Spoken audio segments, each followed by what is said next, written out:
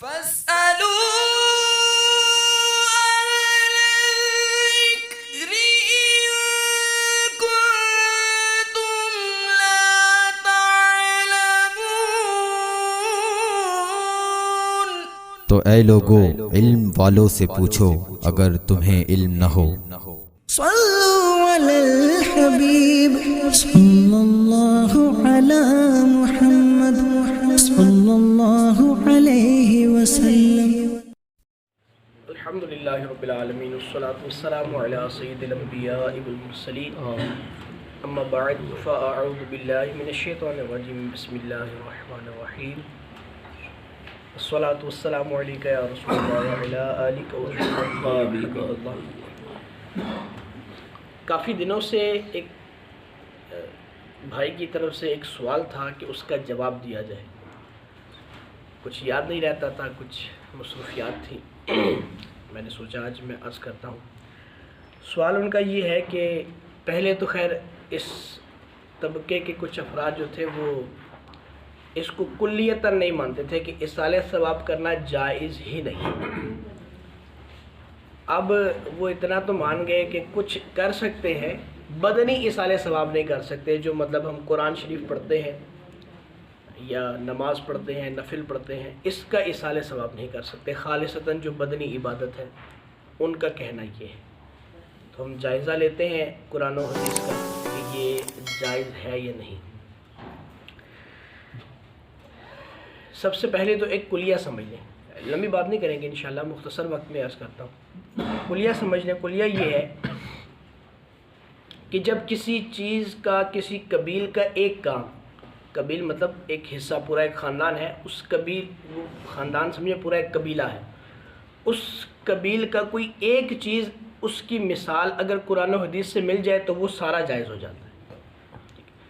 اصالِ ثواب کے قبیل سے ہمیں ایک چیز بڑی واضح، اور بھی بہت ساری ہیں لیکن ایک مثال تو بہت واضح ہے نا، کہ سرکار علیہ السلام نے ارشاد فرمایا، صحابی حاضر ہوئے، یا رسول اللہ صلی اللہ تعالیٰ علیہ وسلم، میری والدہ اس دنیا سے چلی گئیں تو میں ان کے لیے کیا کروں کہ ان کو فائدہ پہنچے۔ دنیا سے چلی گئی قبر میں، اب کیا کروں کہ ان کو فائدہ پہنچے؟ حضور نے فرمایا کہ ان کے لیے پانی کا کنواں کھدوا دو۔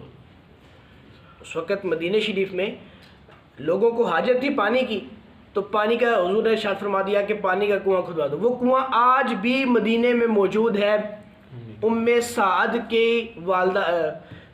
کی والدہ کے نام سے وہ کنواں آج بھی موجود ہے، کہ یہ کنواں جو ہے وہ سعد کی والدہ کے لیے ہے۔ سبحان اللہ۔ اس سے لوگ آج تک پانی پی رہے ہیں، آج تک سب سعد کی والدہ کو مل رہا ہے۔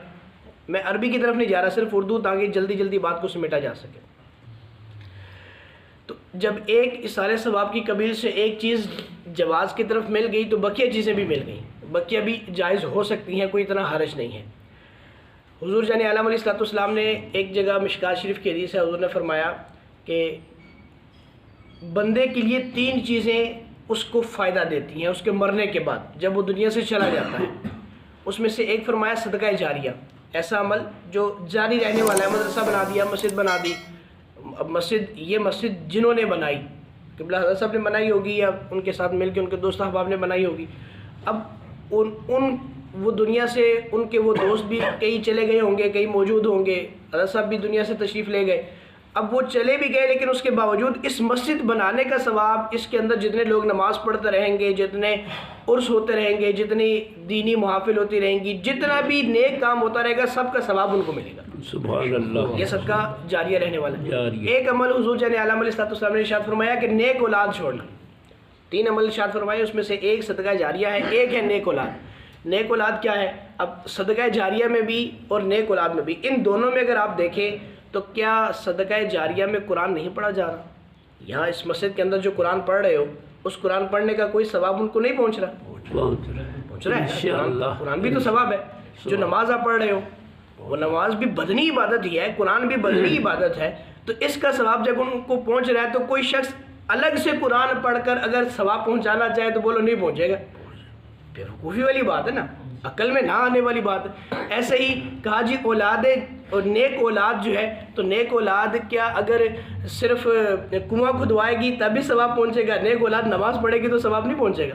حضور نے فرمایا کہ نیک اولاد اس کے لیے اگرچہ وہ دعا نہ بھی کرے، کوئی نیک کام نہ بھی کرے، دعا والا مطلب باقاعدہ اصالِ ثواب والا اجتماع جو ہے وہ نہ بھی کرے، لیکن وہ نیک اولاد ہے، نیک اولاد نماز پڑھ رہی ہے. مثال کے طور پہ اب قبلہ حضرت صاحب کے ہی صاحبزادے ہیں، ماشاءاللہ کتنے نیک ہیں، سارا دن جناب وہ ذکر و فکر میں مشغول رہتے ہیں. تو ان کے اس ذکر و فکر کو یہ اگر ڈائریکٹلی اصال نہ بھی کریں، لیکن ان کے ذکر و فکر کرنے کا بھی ثواب تو ان کو ہو رہا ہے نا، کیونکہ سرکار نے فرمایا کہ نیک اولاد جو ہے یہ اس کے لیے فائدہ مند ہے، نفع مند ہے. کہ اس کا پھر ایک اور جگہ حضور جان عالم علیہ السلام نے مشکات شریف کی حدیث ہے، حضور نے فرمایا کہ بندہ جو دنیا سے چلا جاتا ہے، قبر میں چلا جاتا ہے، اس کے لیے سب سے انتظار وہ کس چیز کا کرتا ہے؟ اپنے زندہ جو اس کے پیچھے لواحقین ہیں ان سے تحفے کا انتظار کرتا ہے. اور وہ تحفہ کیا ہے؟ جو ہم اس کو اصال کرتے ہیں. اب وہ کسی بھی صورت میں ہو سکتا ہے.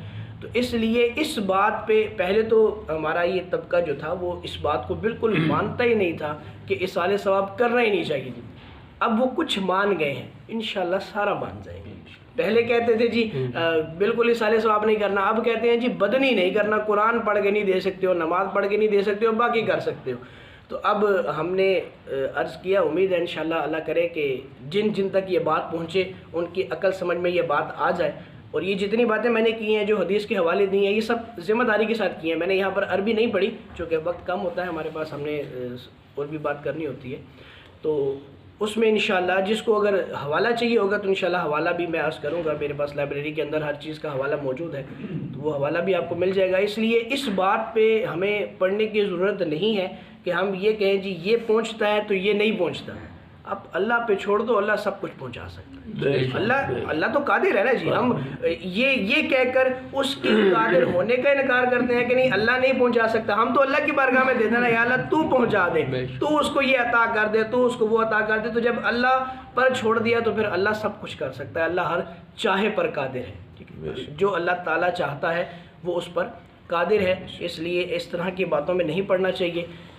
رج کے اپنے والدین کو، اپنے بہن بھائیوں کو، اپنے دوست و احباب کو جو اس دنیا سے چلے گئے، رج کے ثواب کریں، رج کے اصال ثواب کریں. ہر چیز جو کوئی بھی آپ نیک کام کرتے ہیں اس کا اصال ثواب ان کو کریں، انشاءاللہ ضرور ان کو نفع ہوگا. بلکہ ایک اور حدیث مبارکہ مجھے میرے ذہن میں آئی، حضور جان عالم علیہ السلام کا ایک وہ فرمان ہے عید کے تعلق سے کہ عید والے دن وہ ایک خاص جملہ ہے، سبحان اللہ و بحمدہ سبحان اللہ العظیم، اسی طرح کا ایک جملہ ہے. وہ جملہ جو ہے حضور نے فرمایا کہ 300 دفعہ پڑھ کر آپ جو ہے وہ اپنے مردوں کو اصال ثواب کریں گے. تو جتنے لوگوں کو اصال ثواب کریں گے ہر کی قبر میں 1000 انوار داخل ہوگا. تو یہ خالصتاً بدنی عبادت ہے نا بھائی، خالصتاً ایک بدنی جملہ ہم پڑھ رہے ہیں، اپنے منہ سے اپنی ہی عبادت کر رہے ہیں. اللہ کا نام لینے ہیں تو اللہ کا ذکر عبادت ہی ہے. تو فرمایا کہ یہ جملہ پڑھ کے جتنے لوگوں کو اصال ثواب کرو گے ہر بندے کی قبر میں 1000 انوار داخل ہوگا. اور پھر فرمایا کہ جتنے لوگوں کو تم نے انوار پہنچائے اتنے انوار تمہاری قبر میں بھی جائیں گے. سب کی تعداد کی مثال، آپ نے اگر 1000 کو اصال ثواب کیا تو وہ ہر کی قبر میں 1000 گئے تو آپ کی قبر میں دیکھ لیں وہ 10 لاکھ میرے خیال میں بن جائیں گے. تو یہ اس لیے یہ بدنی عبادت بھی ہم اصال ثواب کر سکتے ہیں، اس میں پریشانی والی کوئی مبتلا نہیں ہونا چاہیے. اللہ مجھے اور آپ کو تمام باتوں پر عمل کی توفیق عطا فرمائے، سچے عقائد کی، سچے دین کی پیروی کرنے کی توفیق عطا فرمائے. آمین.